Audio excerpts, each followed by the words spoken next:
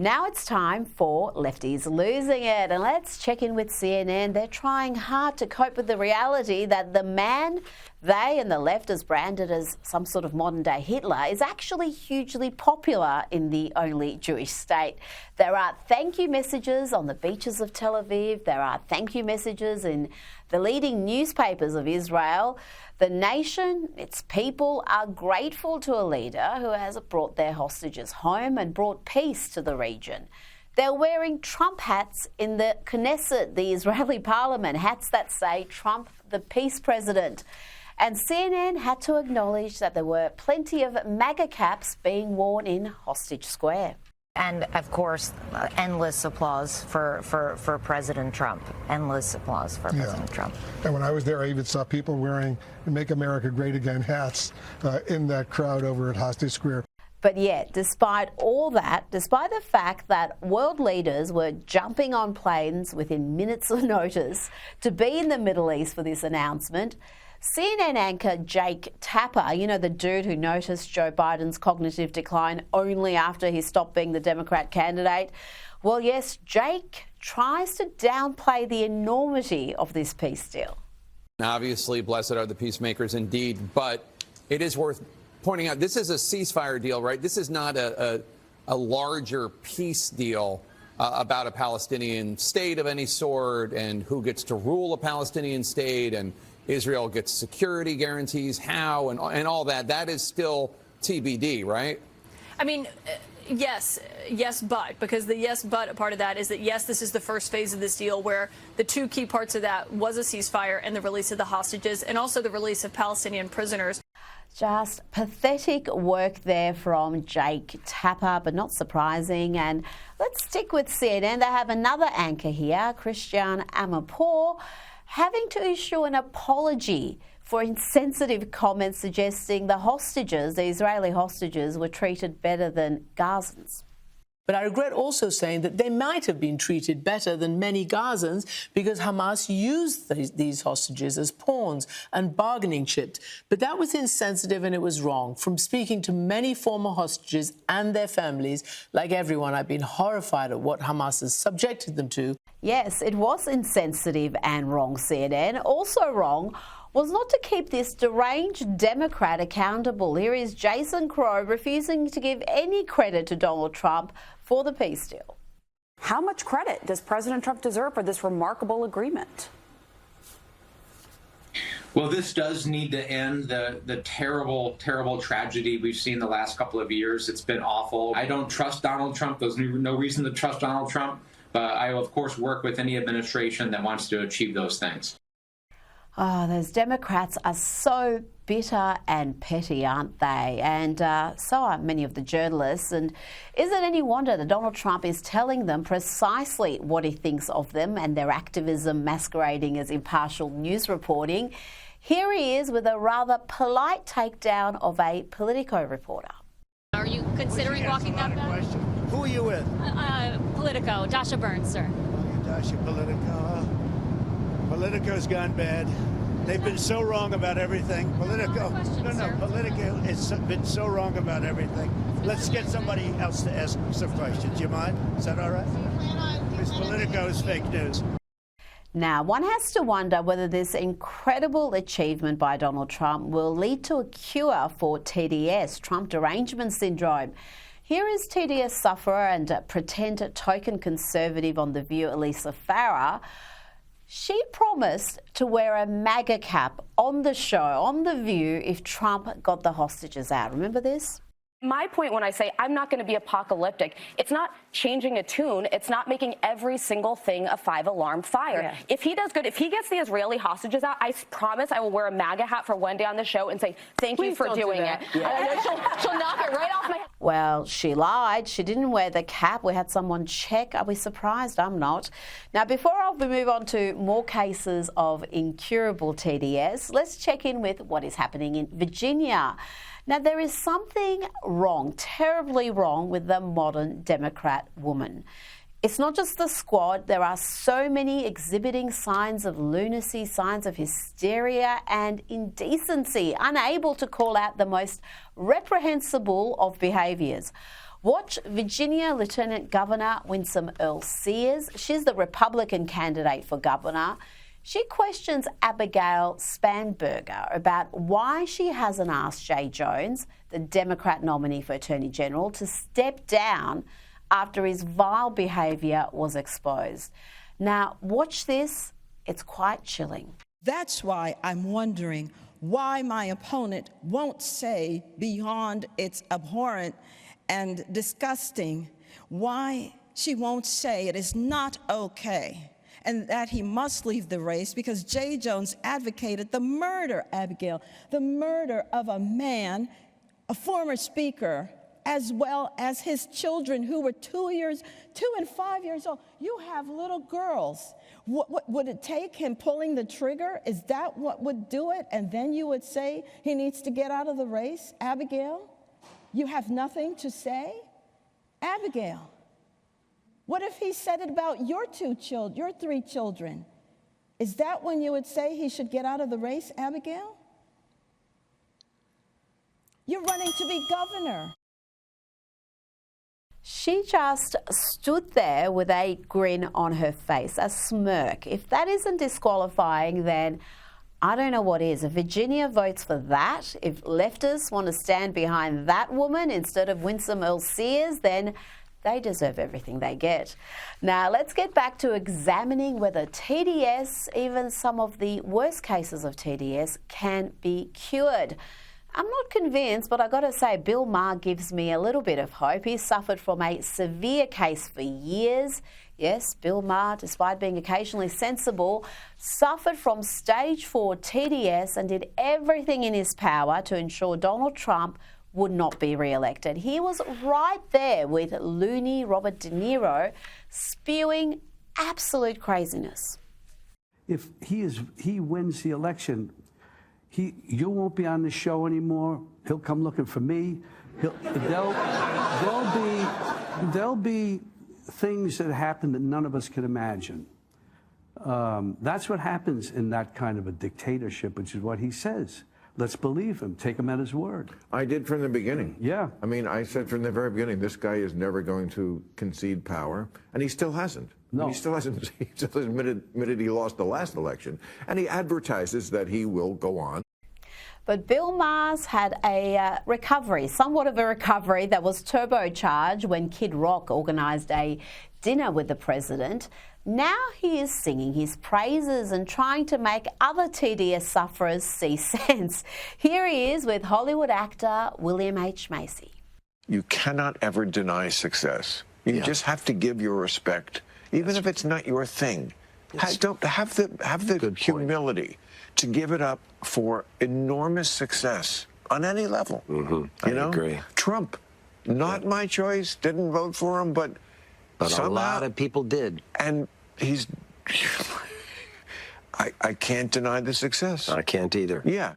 Yes, he is the President, William H. Macy, and you've certainly come a long way from the days when you were having little tantrums about Donald Trump, telling anyone who would listen how much you loathe the president. You even used your Screen Actors Guild Award to smash Trump. Goodness me, we'd have come a long way. When I went to the White House, these are all the horrible things he's called me over the years. Did you give him that and he signed it for you? Correct. Oh, that's brilliant. I know. It's my prized possession. What a signature. That's one of the best signatures of stupid, angry, dopey. Now to one of the worst TDS cases ever. This man has completely trashed his own reputation. That's Sam Harris. Even he was eating humble pie this week. Trump got a deal done. And that's something I don't believe you believe would have happened under a President Harris. It pains me somewhat to admit this, but yes, he's certainly been good for the Middle East and for Israel in a way that I don't think there was any reason to expect Harris to be good. And Biden certainly wasn't good, apart from the first few weeks after October 7th, or maybe a couple of months after October 7th. Yes, Sam Harris eating humble pie is a joyous moment, but he's still fully afflicted with TDS. I mean, it wasn't long ago when he was saying crazy stuff like this. Of all the conspiracy theories, he latched onto this one. this just could be based on a faulty intuition about ballistics, but I'm surprised that a rifle round making any degree of contact with an ear wouldn't do more damage. I think a shattered piece of shrapnel from a teleprompter is far more likely to have done that to his ear than a rifle round. That's so silly. I would have used stronger words than silly, but it's far from the dumbest or craziest thing that Sam Harris has said about Donald Trump. Remember this rant? At that point, Hunter Biden literally could have had the corpses of children in his basement. I would not have cared, right? It's like there's nothing. First of all, it's Hunter Biden, right? It's not Joe Biden. But even if whatever scope of Joe Biden's corruption is, like if we could just go down that rabbit hole endlessly and understand that he's getting kickbacks from Hunter Biden's deals in Ukraine or wherever else, right, or China, it is infinitesimal compared to the corruption we know Trump is involved in. It's like a firefly to the sun. Just utterly unhinged, and you saw Konstantin kissing at the end of that clip. I wonder if he was thinking of Sam Harris when he posted this yesterday. He wrote, "It's time for people with Trump derangement syndrome to admit they were wrong. Sam Harris may be too far gone. He is, after all, too broken with TDS. He's gone from an intellectual to a caricature, a dumb person's idea of a smart person. But there is hope for others, including actress Frances Barber, who posted this on X. She said, "I had TDS and I'm now eating my words." Bravo, Frances.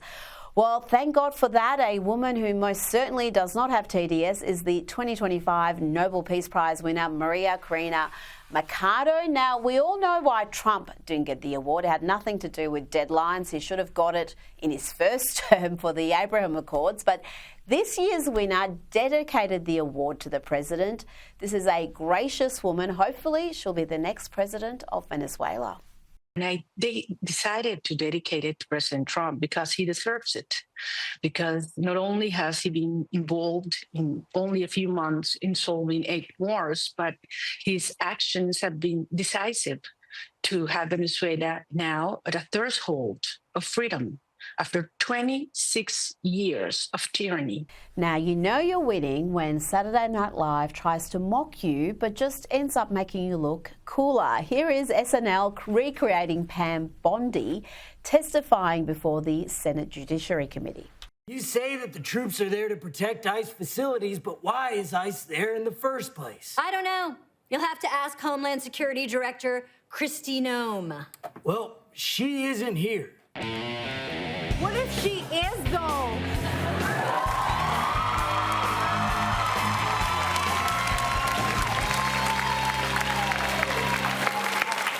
Hold my gun. That's right, it's me, Kristi Noem. I spell my name with an I because that's how I thought it was spelled. And I'm the rarest type of person in Washington, D.C., a brunette that Donald Trump listens to. Got to say, Tina Fey's Kristi Noem isn't bad, though the writing could do with some work. Our government agents are working without pay. Luckily, my boys at ICE don't mind. They're in it for the love of the game.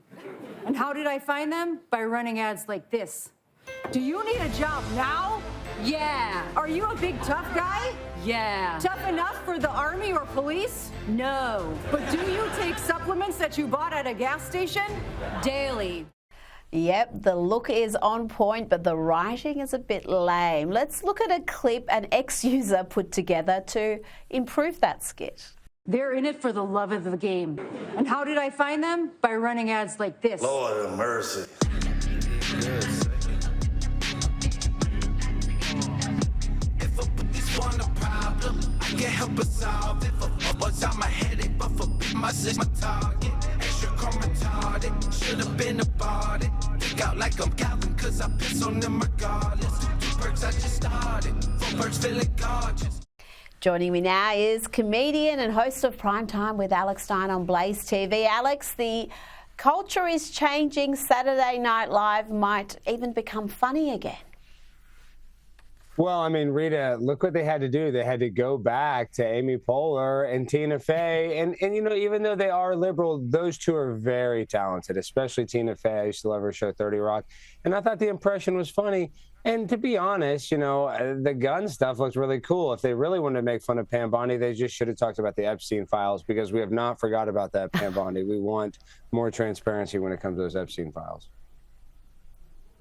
Well, this is what I love about you, Alex. You may be conservative, but you absolutely hold conservatives to account if they don't live up to your expectations. And you've done that with Pam Bondi all along. Do you still think that there is more information about the Epstein files that we should have access to that they haven't released? Or is it just going to compromise, I don't know, the intelligence agencies, or for whatever reason they're not being more forthcoming?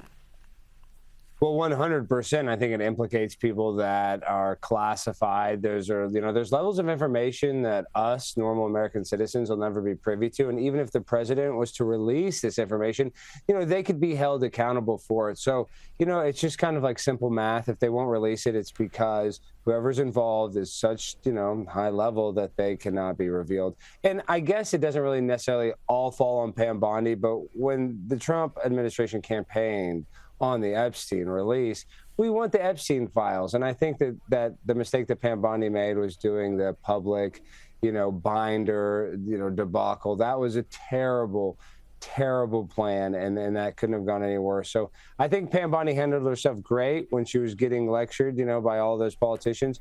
But when it comes to Epstein, she's still, you know, not handling it sufficiently. Now, you're out there trying to help folk. Your methods, your style may be less gentle than some others, but the intention is just as pure. Let's have a look. Transgender mom is confusing her daughter. You wouldn't tell an anorexic person to continue to not eat, would you? If an anorexic woman, when you're a nurse, would you tell them, a person that had a mental illness, would you tell them to continue not to eat? Or would you tell a bulimic person to continue to throw up? No. Okay, so why would you tell a person with gender dysphoria they were born in the wrong body? It's a mental health issue. You don't solve it by cutting off your breast. Alex, what would you say to someone who'd say that is not helpful, that you are being too judgmental, you are being too harsh in how you're trying to convince that mother in that instance that the road she's set her child on is not the right one? You know, they would not be wrong. I would say that my methodology is not always the softest or the nicest. And, you know, at the same exact time, I played sports, and you kind of need a football coach to kind of tell you the, you know, the tough truth sometimes, why you're not starting or when you played bad in a game. And so when I'm talking to that mother, I actually am empathetic to the mother and, you know, their child. But at the same time, people are afraid to have these conversations. And that was a hard conversation. And so I really wasn't trying to come off as, you know, arrogant. But at the same exact time, it was just a tough conversation that probably had not had a lot of, I'm guessing, because there's probably not a lot of pushback because of the society that we're currently living in. So at the same exact time, it was a hard conversation, but a necessary one. Now, Alex, Hillary Clinton has marked her 50th wedding anniversary by releasing a series of throwback pictures. Some are calling these thirst traps, and it was noted very quickly with these images of a young Hillary that she did bear a striking resemblance to actress and American Eagle model Sydney Sweeney. And I tell you, Alex, once you see it, you can't unsee it. I will never look at Sydney Sweeney the same way again. You know, and to be honest, they do have a lot of similarities. But I think who got the short end of the stick was Chelsea Clinton out of all this. I mean, no offense to Chelsea, but ever since that her parents were, you know, her dad was president, everybody always used to tease Chelsea, probably a lot of that unfairly. But you look at Hillary right there, she's looking pretty good. So I feel bad for Chelsea. I think she got a lot of Bill's looks, unfortunately.